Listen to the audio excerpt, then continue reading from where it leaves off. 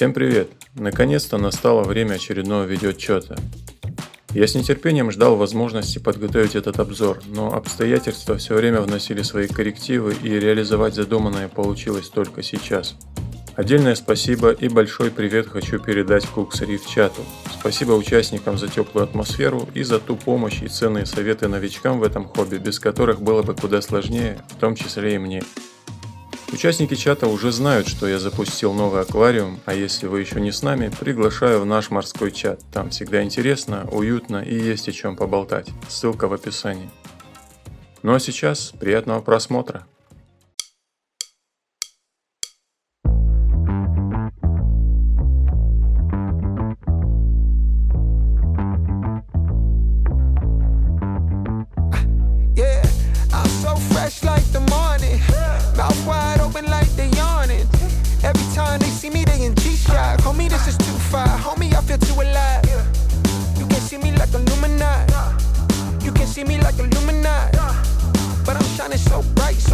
Don't come and try to share some of this light, no. Give me a beat and I control it like a maestro. Ladies on a mission, they be trying to get me wiped up. Shawty, wait a minute, can't tell if I like ya. Gotta make sure you know how to shake it like a bartender. Team with me and they all winners. And you know we ballin' all winter, all summer. Jewelry around my neck is lightning, but I'm all thunder. Keep coming with it.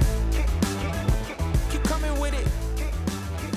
Объем данного аквариума 190 литров. Размеры аквариума 80 на 60 на 40, из них 12 см задний самп. Стекло Optivite толщиной 8 мм. Перегородка заднего сампа из черного триплекса. После склейки аквариума я его отмыл и в течение недели гонял в нем обычную воду из-под крана. После этого снова наполнил его осмосом, засолил и приступил к запуску. Этот аквариум стоит на месте, где прежде был аквариум на 60 литров с внешним фильтром.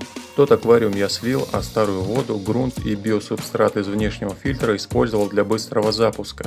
Переезд прошел мягко и без происшествий. Оборудование по минимуму. Одна помпа течения, возвратная помпа на 1000 литров и автодолив. Пенника по-прежнему нет. На данный момент у меня первый приемный отсек сампа пустой.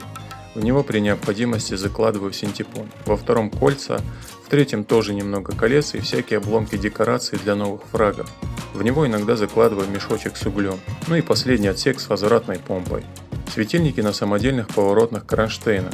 Кронштейн – это Г-образная алюминиевая трубка. Краска на ней держится плохо, поэтому для трубки я подобрал термоусадочный канал белого цвета. Верхнее крепление кронштейна – это муфта на подшипниках. Нижний крепеж без подшипника, чтобы у трубы было небольшое сопротивление. Если оба крепежа будут на подшипниках, то кронштейн будет поворачиваться слишком свободно и его трудно будет спозиционировать. Светильники А8 SE, немного модернизированные для защиты от засвета с помощью сот, изготовленных на 3D принтере. Изначально у этих светильников был слишком большой засвет вне аквы. От света, который бил в глаза, сидеть рядом с аквариумом было некомфортно. Чтобы как-то исправить эту проблему, я приобрел шторки. Но общая картина аквариума проигрывала, так как эти шторки визуально очень перегружали пространство над аквариумом.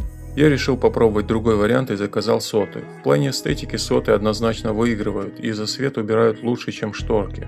Из минусов нагрев самого светильника с установленными сотами немного увеличивается, поэтому промазывать термопастой панель, наверное, обязательно, нежели желательно.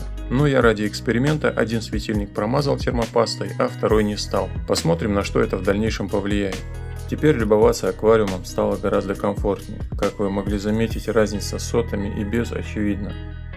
Тумба на металлокаркасе. При проектировании металлокаркаса учел планки для крепежа механизма под выдвижной ящик. Такой выдвижной ящик теперь буду стараться учитывать во всех своих дальнейших аквариумах, так как это очень удобно. Раньше я не находил места длинным пипеткам и пинцетам. После использования их нужно было просушить, а потом убирать в тумбу. Но так как это часто используемый инструмент, они большую часть времени валялись везде, но не на своем месте. Теперь я могу их убирать сразу в выдвижной ящик, в котором я разместил подходящий по размерам пластиковый поддон. И вся вода, которая стекает с инструмента, стекает на поддон и не портит ЛДСП. В этом ящике также находятся предметы, которыми я постоянно пользуюсь. А в нижней части тумбы емкость для автодолива и всякие принадлежности, которыми пользуюсь редко. Также на этом аквариуме есть покрывная сетка от выпрыгивания рыб. На видео хорошо заметна разница между прозрачной сеткой и черной. С точки зрения эстетики выигрывает черная, ее почти не видно, в отличие от прозрачной, которая отражает свет от светильника и сразу бросается в глаза. Рыбный состав моего аквариума. 2 клоуна Ацеляриса. Для клоунов сделал дом из дункана. Актинию я опасаюсь заводить и наиболее оптимальным кораллом выбрал для них дункан. Они держатся рядом и отплывают от своего убежища только при кормлении. Хризиптера желтобрюхая. Ее поместил, чтобы добавить немного синего цвета в рыбный состав. Эта рыбка может быть территориальной и агрессивной, но в этом аквариуме никто себя в обиду не даст, и она здесь самая маленькая по размеру. Губан-банан. Очень подвижная и яркая рыба. Рыщет в поисках живности по всему аквариуму. У меня была проблема с мелким видом улиток, от которых я никак не мог избавиться. Так вот, губан-банан помог мне решить эту проблему и съел всех мелких улиток в этом аквариуме. Также съел практически всех афиур, которых тоже было огромное количество. Из минусов постоянно ворошит песок в поисках живности, и в толще воды зачастую взвесь мелкого песка. Сетка над морским аквариумом обязательно, рано или поздно кто-нибудь все равно выпрыгнет, и в моем аквариуме губан-банан в этом списке первый кандидат на вылет.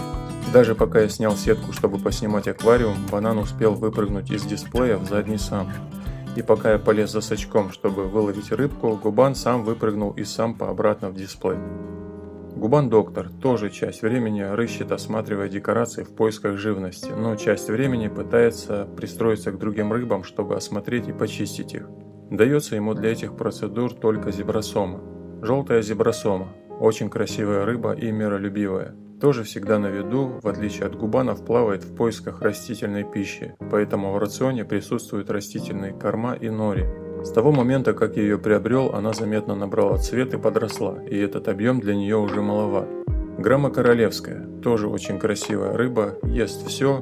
Я ожидал, что будет более агрессивной, она территориальная, пытается отгонять от своей территории других рыб, но только запугивает, не более.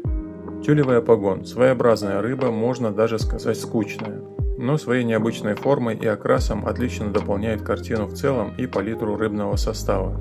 И на удивление тоже оказалась территориальной. Из минусов в моем случае не ест сухой корм, только заморозку, поэтому если вы часто бываете в разъездах, будьте готовы, что автокормушкой не обойтись, придется просить кого-нибудь кормить. Из полезной живности по обслуживанию 3 вида улиток. Улитки турбо размножаются в аквариуме, чистят от обрастаний декорации и стекла. Также есть улитки трохусы, насколько я знаю, тоже способны размножаться в аквариуме. Последние мне нравятся больше. По моим наблюдениям, работают быстрее улиток турбо и лучше чистят камни, легче перемещаются по песку. Еще их плюс в том, что если они падают на грунт, им легче перевернуться, нежели турбо. Также еще есть улитки мини-носариусы, которые живут в песке и выползают ночью в поисках еды. В отличие от предыдущих, в рацион входит всякая падаль и остатки корма. Кораллы по-прежнему все неприхотливые, преимущественно ЛПС и мягкота. Также немного СПС кораллов. Кораллы примерно раз в неделю могу подкормить эрифроицем. Распыляя на поверхности, даю распределиться помпой течения по всему аквариуму и отключаю течение на 15-20 минут. Адресно кораллы стараюсь не кормить, особенно ЛПС кораллы наподобие Акантострей, так как из-за такого кормления, по моим наблюдениям, под ними любят селиться черви, которые в итоге могут угнетать коралл и даже повреждать скелет.